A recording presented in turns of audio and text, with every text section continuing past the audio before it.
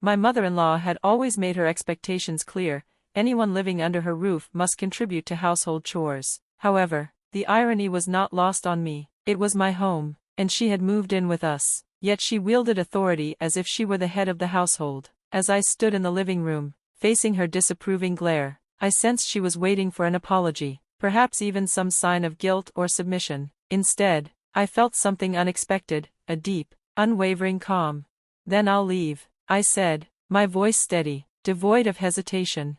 My husband, Andrew, who had been sitting beside her, smirked ever so slightly. His silent enjoyment of my predicament was more infuriating than any words he could have uttered. It was at that moment that something shifted within me. I was done worrying about how they perceived me. They would have to deal with the consequences of their actions sooner or later. My name is Elizabeth, and I am 40 years old. I have dedicated decades to balancing a demanding full-time job with managing our household. Andrew and I have raised 3 children together, 3 wonderful adults who have since moved out to build lives of their own. We had anticipated this phase of life as a time to reconnect, to travel, and to simply enjoy each other's company. But that vision of tranquility shattered the day my widowed mother-in-law moved in with us. Her presence changed the entire dynamic of our home, transforming what was once a peaceful refuge into a battleground of expectations and criticisms. My job often keeps me at the office well past 7 p.m. and by the time I return home, exhaustion weighs heavily on me. But instead of being greeted by a warm, supportive environment, I am met with chaos. The living room is littered with discarded snack wrappers, stray socks, and a television blaring at full volume. Andrew, once an equal partner in maintaining our household, now lounges on the couch, beer in hand, entirely indifferent to the mess surrounding him.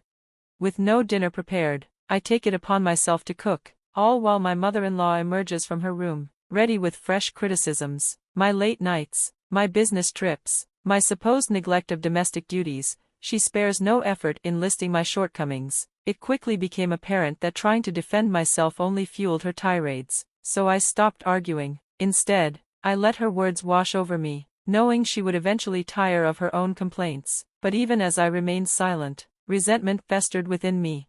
The most painful part of it all, however, was my husband's reaction. Instead of standing up for me, he seemed to enjoy these moments, basking in the role of the dutiful son while I became the villain.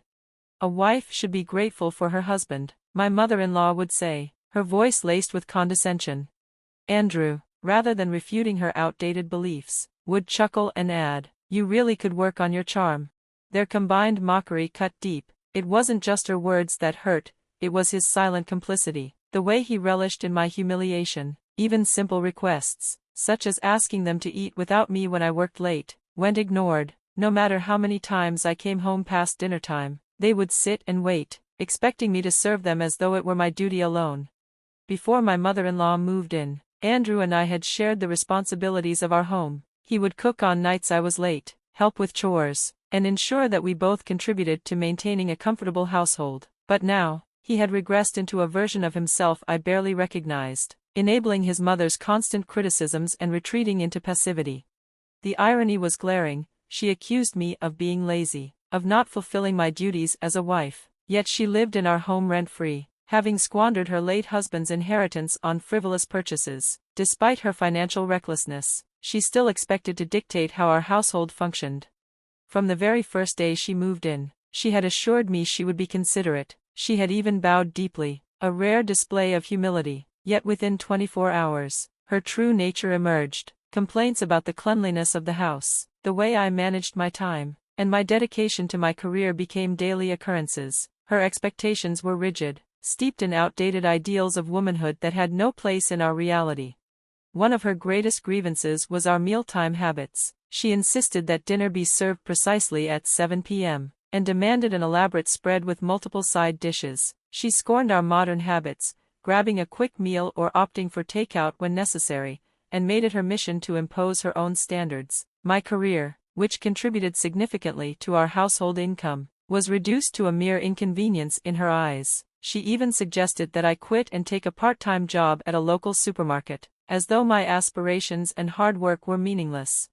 Andrew's silence through all of this was deafening. I had once seen him as my partner, someone who valued our shared efforts in making a home. Now, he simply smirked whenever his mother chastised me, as if he enjoyed seeing me put in my place. It was then that a troubling thought crossed my mind: perhaps he resented me, perhaps my financial success, my independence, unsettled him in ways he wouldn't admit. Had his mother's arrival simply given him permission to voice what he had always felt? My suspicions were confirmed the day a neighbor stopped me outside while I was running errands. "You should be more considerate of your mother-in-law," she remarked casually. Confused, I pressed for details. What she told me sent a shiver down my spine. My mother-in-law had been spreading stories about me, portraying me as a neglectful wife who left the house in disarray, forced her frail mother-in-law to fend for herself, and refused to cook proper meals. According to her, I was an ungrateful daughter-in-law who had abandoned her responsibilities. The realization that my private struggles had become neighborhood gossip made my stomach churn. My mother-in-law had expertly woven a narrative in which she was the helpless victim, and I was the villainous woman who refused to care for her family. That night, when I confronted her, she merely laughed. "But it's all true," she said with a smirk. Something inside me snapped. I had tried for too long to maintain peace, to bear the weight of their expectations, to uphold the illusion of harmony, but no more. The following evening, I returned home from work, exhausted but resolute. As usual, Andrew and his mother sat waiting for me to prepare dinner, but this time, I walked straight past them into the kitchen. I boiled water, prepared a single serving of instant ramen, and sat down at the table to eat, alone. My mother-in-law's face turned crimson. "So you're proving you're the worst daughter-in-law, not even trying to do housework? Fine, if that's the way you want to be." I slurped my noodles in silence, savoring the taste of my newfound defiance. Let them talk, let them criticize. I was done playing the role they had assigned to me. I was simply doing what she had been telling everyone.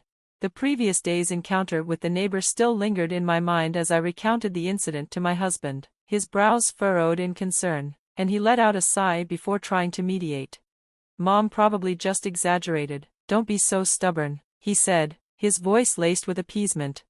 Despite the glaring truth that his mother was in the wrong, he still chose to stand by her side. A deep exhaustion settled over me. There was no point in arguing any further when my words would only fall on deaf ears. Without another word, I discarded my empty ramen cup, ignored his pleas for me to be more understanding, and retreated into the bathroom.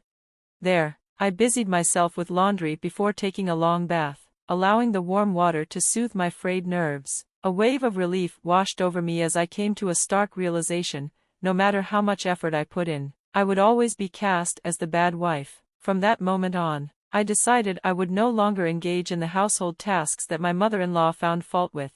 She often lamented the absence of freshly baked bread for breakfast on my days off, making her discontent known with dramatic sighs and passive-aggressive remarks. But I had made up my mind. The next morning, as I stepped into the living room, she wasted no time in voicing her demand.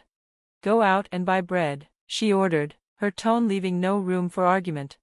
But I had no intention of obliging her whims anymore. I met her gaze steadily and replied, "Why don't you buy it yourself? Since I'm such a terrible wife, I'll only buy my share from now on. You'll have to pay for your own food or handle it yourself." Her eyes widened in disbelief at my defiance. She opened her mouth to protest, but I had already turned away, ignoring her sputtering outrage. I made myself a cup of coffee and ate my simple breakfast in peace. A small pang of guilt flickered within me, but I quickly suppressed it. After all that I had endured, this was nothing more than self-preservation.